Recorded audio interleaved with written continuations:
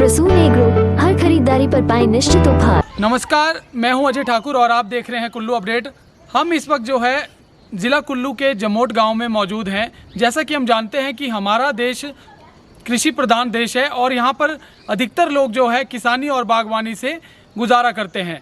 तो हमारे साथ आर्मी से सेवानिवृत्त हुए, साथ ही शिक्षा विभाग में भी ये कार्य कर चुके हैं, नरेंद्र कुमार मौजूद हैं, जिन्होंने आर्मी से सेवानिवृत्त होने के बाद खेती और किसानी को अपनाया और अब जो ये जमोट गांव में जो इनके खेत है वहाँ पर इन्होंने मिश्रित खेती की है।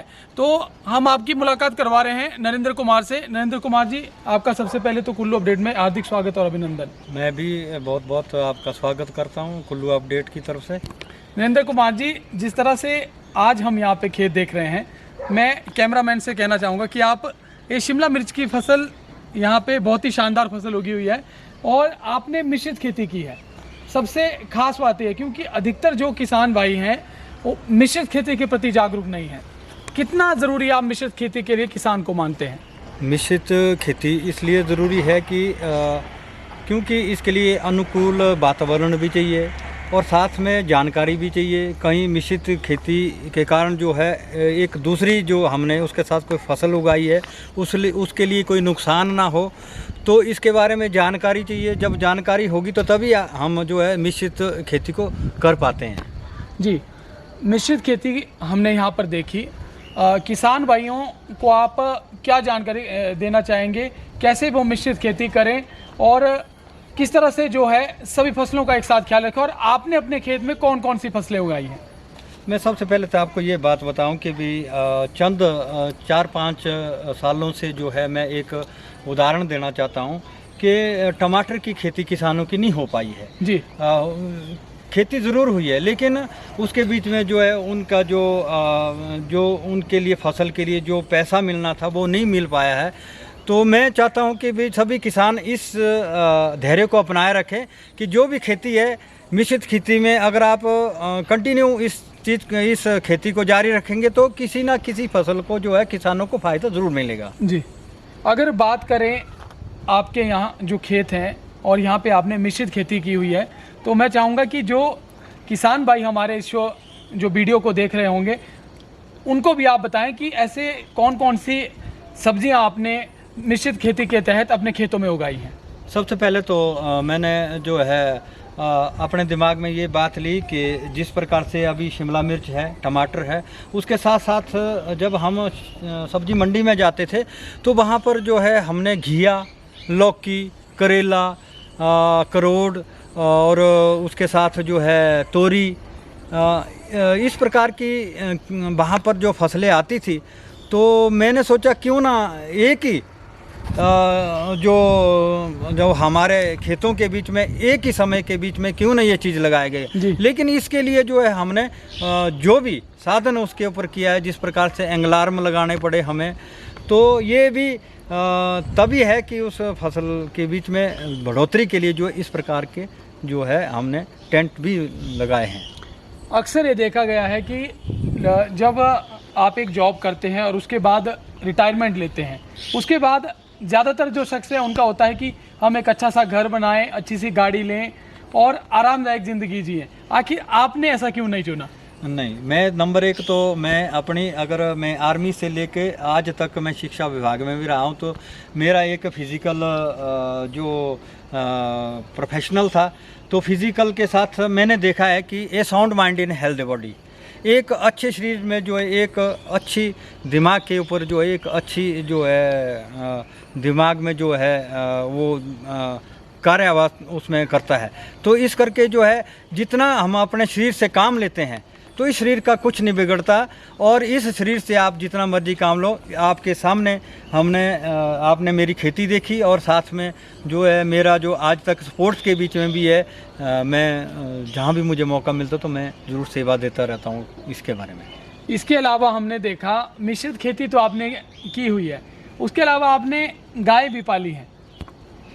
गाय के लिए इसके बीच में मैं ज़्यादा इंटरेस्ट नहीं लेता हूँ, लेकिन मेरी जो घर के बीच में जो फैमिली मेरी मिसेज है बहुत ही मेहनती है। मैं उनका सिर्फ बाहर का जो भी उनका दूध ले जाना या उसके लिए चारा लाना आज की डेट के बीच में क्योंकि चारे के बगैर जो है दूध भी कम रहता है, तो मैं जो है मिसेस का पूरा साथ देता हूँ। इस कारण जो है हमारे घर के बीच में दूध दही की कोई कमी नहीं होती है। और घी भी जो है हमारे जो कभी आज तक मुझे नहीं लगता कि जब तक हमारी ये गाय है तो हमने कहीं से खरीदा हो। जी, आजकल जो युवाओं में आधुनिकता का दौर है और युवाओं में कहीं ना कहीं जो खेती और बागवानी के प्रति रुझान घटता जा रहा है, तो ऐसे में युवाओं को आप क्या कहना चाहेंगे?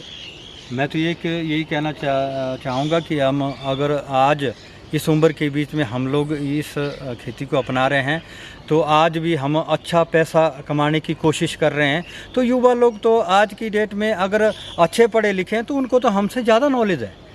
और वो जो आज ये जो आधुनिक ज़माने के बीच में एक ज़रिया है मोबाइल, उसके बीच में आप कोई भी अगर आप मान लो कि भी किसी खेती के बीच में कोई बीमारी या कोई दिक्कत आए तो यूट्यूब द्वारा या कोई भी इसके द्वारा वो देख सकते हैं।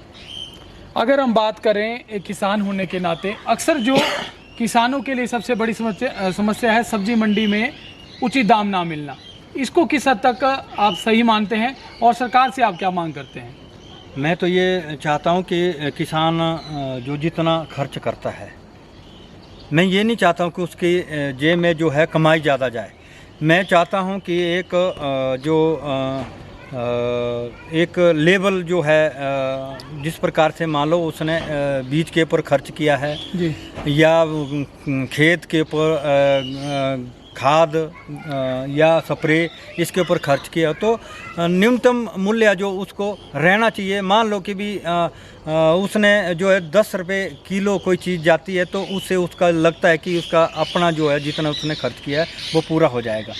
तो यहाँ पर मैं देख रहा हूँ कि उस लेवल के आज सरकार इस चीज़ को नहीं देख रही है कि उस लेवल के रेट नहीं मिल रहे हैं। मान लो कि आज की डेट के बीच में एक जिस प्रकार से आपदा की बात कहें, तो आपदा के बीच में जो है जो किसानों ने खर्च किया है वो तो किया है, लेकिन उसके साथ जो है सब्जी मंडी के बीच में भी जो है न्यूनतम मूल्य उनको मिलना चाहिए।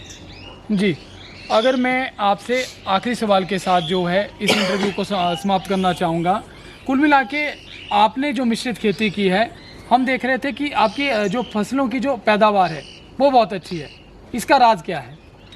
इसका राज ये है कि जिस प्रकार से मैं सब्जी मंडी जाता हूँ, मेरे से बहुत सीनियर किसान लोग आते हैं, मैं उनसे चर्चा करता रहता हूँ, उनसे कई ऐसी बातें बताता हूँ कि मेरे खेत के बीच में जो है ये समस्या है, तो आप मेरे को समाधान बताएं। तो कई ऐसे किसान हैं जो कि हमारे को इसका समाधान बताते हैं, तो मैं उन चीज़ों को वो चीज़ यहाँ खेतों में आकर उस चीज़ को फॉलो करता हूँ, और उसी प्रकार से जब मैं उनको उसका रिज़ल्ट बताता हूँ तो वो बोलते हैं कि बहुत बेहतर रिज़ल्ट है आपके। जी, तो ये थे हमारे साथ आर्मी से सेवानिवृत्त हुए नरेंद्र कुमार जी।